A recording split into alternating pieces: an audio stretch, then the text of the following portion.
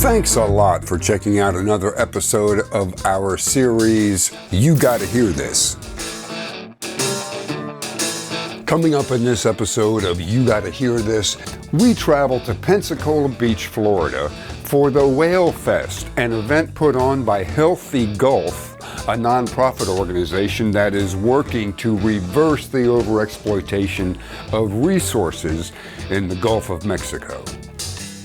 We'll have a chat with Christian Wagley of Healthy Gulf about why the Whale Fest is so important and the Gulf's very own Rice's whale. We have 17 species of whales in the Gulf.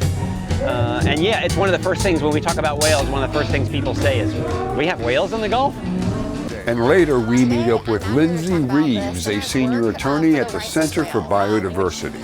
The Rice's whale is a critically endangered whale that lives only in the Gulf of Mexico. That's all coming your way next we work to protect that whale on You Gotta Hear some This. of its greatest threats.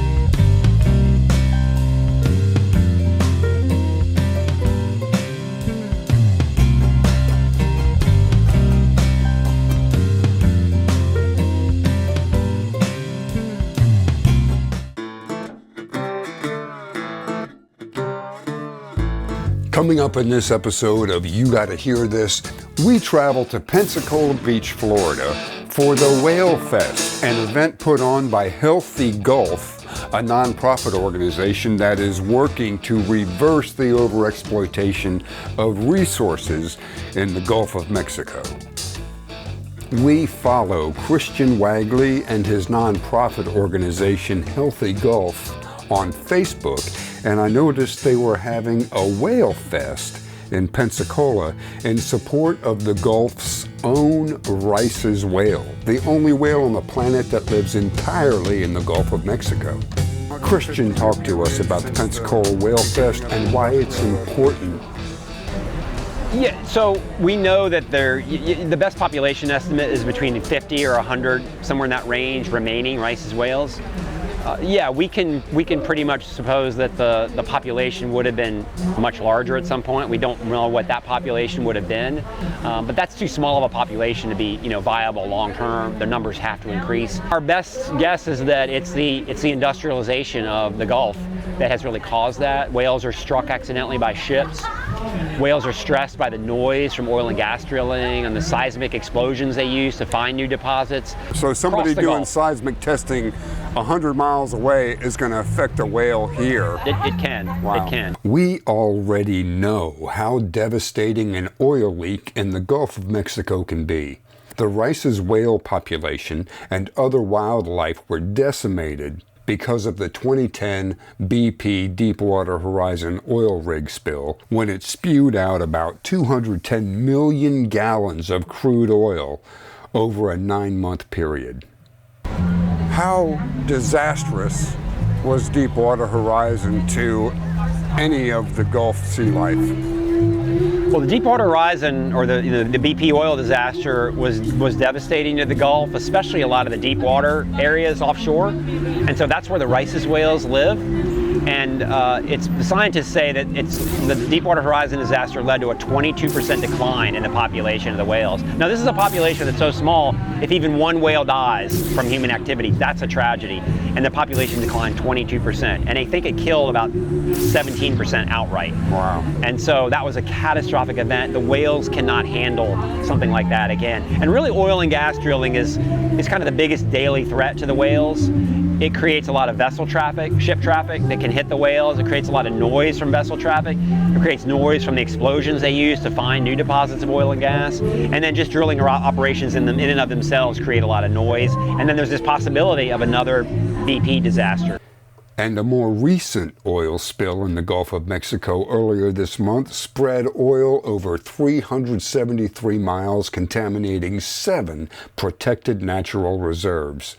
And to make matters worse, in mid-March, the Trump administration approved BP's new $5 billion ultra-deepwater drilling project in the Gulf. And while we don't have offshore drilling right now in Florida, the current administration created the God Squad, aptly named, which recently waived the Endangered Species Act and exempted oil and gas drilling in the Gulf of Mexico, a move which could literally be the end of the Gulf's Rice's whale. As of this webcast, there are currently less than 100 Rice's whales left in the Gulf, with some estimates putting that number as low as 51 remaining whales. Incredibly, we didn't even know that there was a whale indigenous to the Gulf of Mexico until 2019, when a dead Rice's whale washed up in the Florida Everglades. Prior to that body of evidence that the dead whale provided, scientists since the 60s thought it was the Brutus whale. Coming up next on You Gotta Hear This, we speak with Lindsay Reeves, a senior attorney for the Center for Biodiversity, how the fight to save the Rice's whale is going. Today, I'm out here to talk about the Center's work for the Rice's whale, which the Rice's whale is a critically endangered whale that lives only in the Gulf of Mexico, and we work to protect that whale against some of its greatest threats. And then later, Christian tells us more about the Whale Fest and a surf contest. We have a surf competition going on this year that's going on at the same time along with the Gulf Coast Whale Festival. And this is really cool, the Spicy Ricey longboard competition. Yeah, that's cool.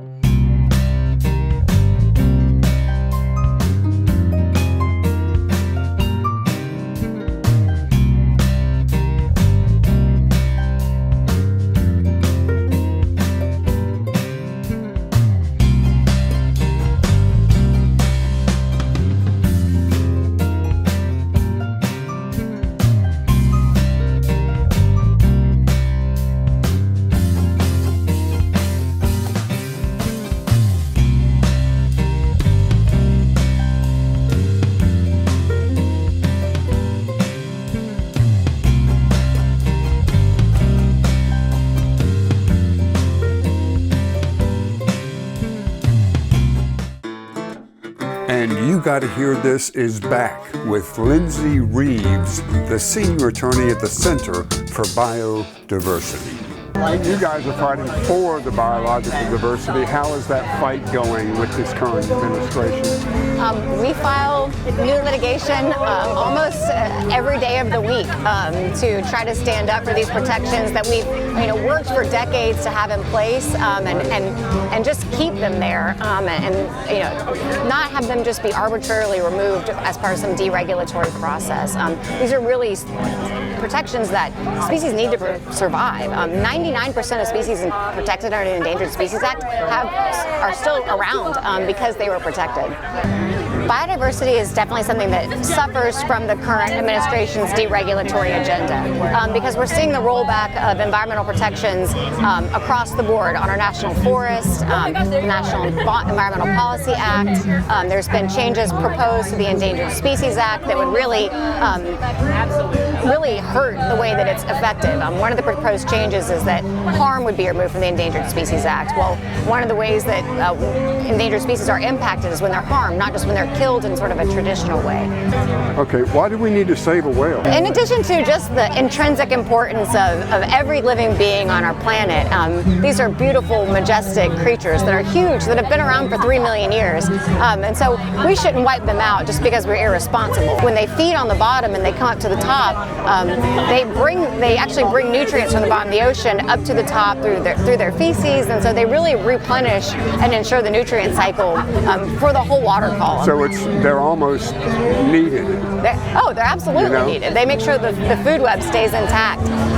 Other thing they do is they sequester carbon. A single Rice's whale sequesters about 5 times more carbon than an oak tree.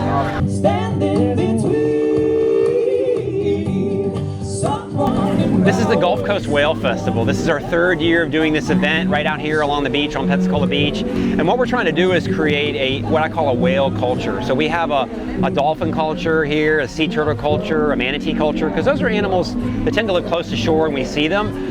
We're still building that whale culture. Our whales tend to stay a little farther out. We don't get to see them as often. So we're using things like this festival along with things like art and music and science education to kind of build that culture. And this is our 3rd year and it's definitely building. So we're doing things like this whale festival to raise that awareness so people know, yes, we do have whales here. And it's the same thing with the whales here, which literally kind of are in our backyard. The Rice's whales live mostly off Florida.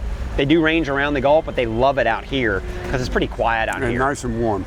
Yeah, warm, and we don't have offshore drilling here, and that makes our coast a lot quieter, and the whales like it where it's quiet.